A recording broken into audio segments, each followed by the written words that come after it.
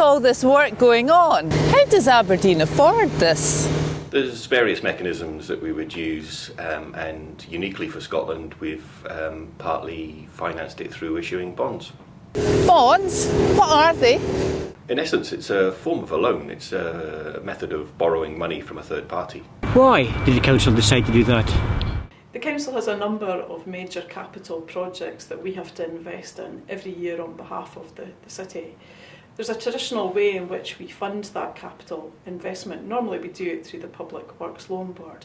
But members of our team, Neil and Steve, came forward with the suggestion that we finance this scale of investment through the issuing of a bond. We issued that bond on the London Stock Exchange and we're the first Scottish local authority to have done so. How much capital did we raise? In total, we raised £370 million, which is repaid to the investors over a 35-year period after a 3-year repayment holiday. The way the bond is structured is that there's interest payment of 0.1%, which is a rather good rate, and that's repaid over the 38 years. Who are the investors? Generally speaking, it's investment and pension companies that are looking for an investment which is relatively safe, which gives them a guaranteed income to balance some of the more risky investments that they might have. Can I invest? Absolutely. You need to have a few pounds though, because the smallest sum that you can invest in the bonds is £100,000. Also, Aberdeen City Council's bonds are difficult to buy. They're traded on what's known as a secondary market on the London Stock Exchange, and you'd have to find an existing bondholder that was willing to sell. What is a credit rating? So a credit rating for an organisation is the same as a credit rating that you would get for yourself. It's basically a third party's assessment of your ability, or the organisation's ability, to repay a debt that you've incurred. And basically the way the council gets its credit rating is through a company that's called Moody's, and Moody's do credit ratings across the world, and they will look at our ability based on our income, what our expenditure is, how we run the organisation. It looks at our institutional framework around how we're interlinked to the governments, and they effectively then determine what our credit rating will be based on that.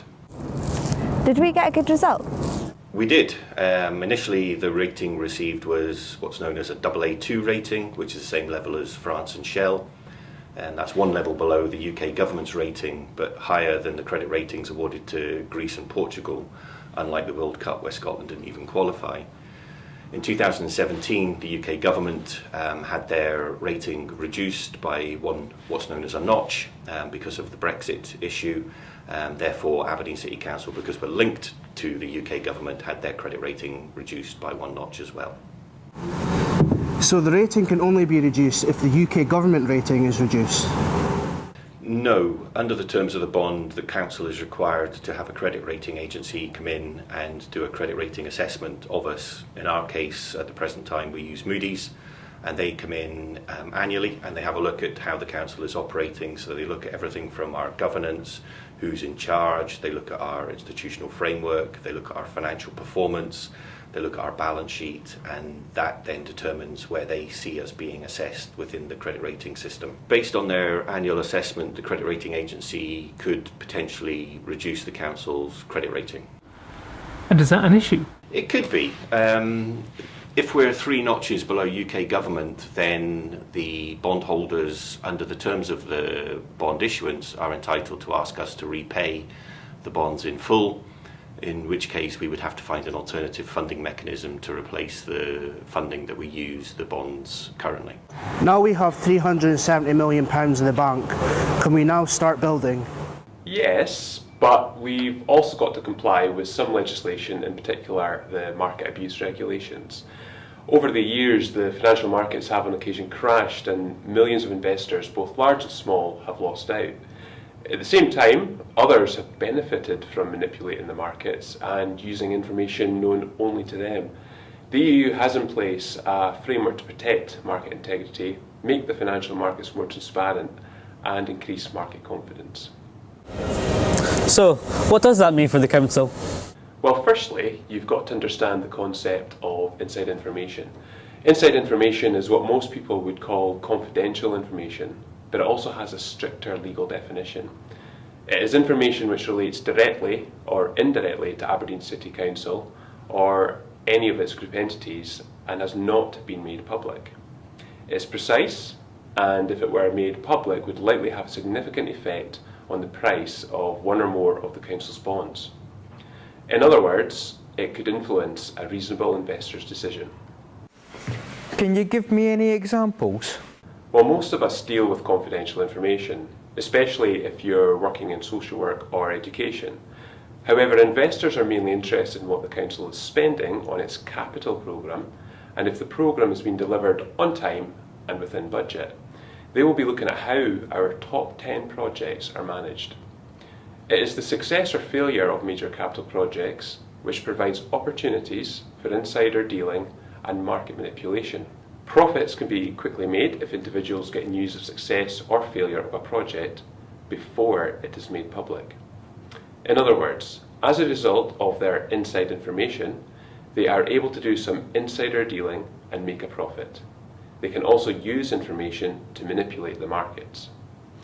Market manipulation and insider dealing are both prohibited by the regulations.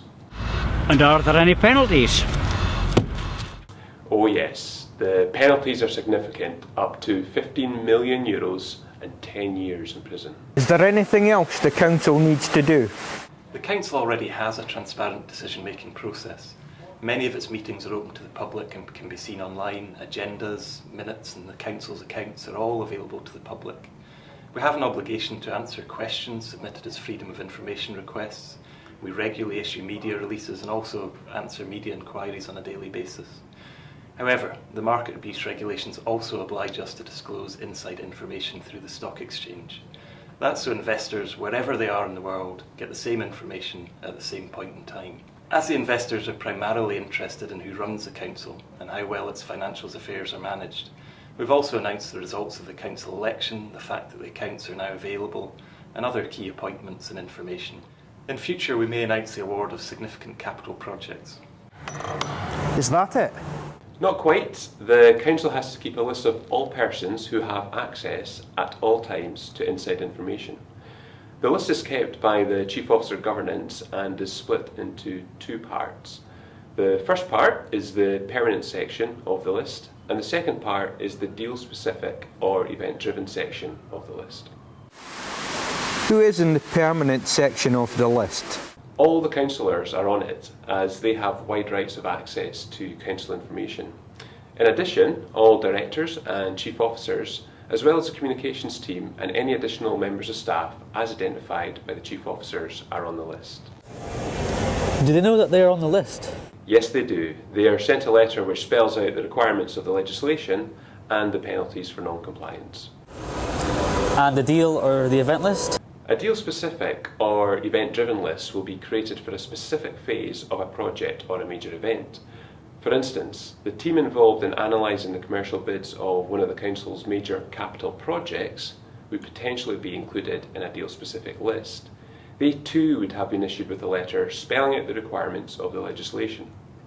The difference is that those on the permanent list remain on the list until they leave the council or are no longer a councillor, whereas those that are on the deal-specific or event-driven list only need to be on it until the information is publicly disclosed. Anything else you need to know about that?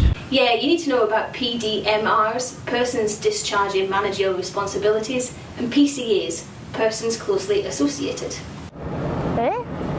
Well, all Aberdeen City Councillors, members of CMT and ECMT are PDMRs, so their spouses, dependent children and relatives who have shared a house for more than a year are PCAs. So what do they have to do? They have to let people in organisation know if they've traded more than €5,000 in ACC bonds in a single calendar year. In addition, they're prohibited from trading in ACC bonds in any amount for 30 days prior to the publication of the Council's interim or annual accounts. So let me summarise to see if I've got all this. The council has issued bonds on the London Stock Exchange to raise capital. This means complying with legislation that was put in to prevent corruption. Non-compliance could result in financial penalties or imprisonment. I'm used to dealing with confidential information. But now I have to think about whether any confidential information will be classified as inside information and could impact an investor's decision. I also need to consider how this information gets disclosed to our investors and whether or not that should be in the council's insider list. And if I am in the fortunate position of being able to buy a council bond, I need to let HR know and not trade it in for 30 days prior to the issue of the accounts. You've got it. And if you have any additional questions, there is guidance on the zone, or you can simply contact me or Steve White.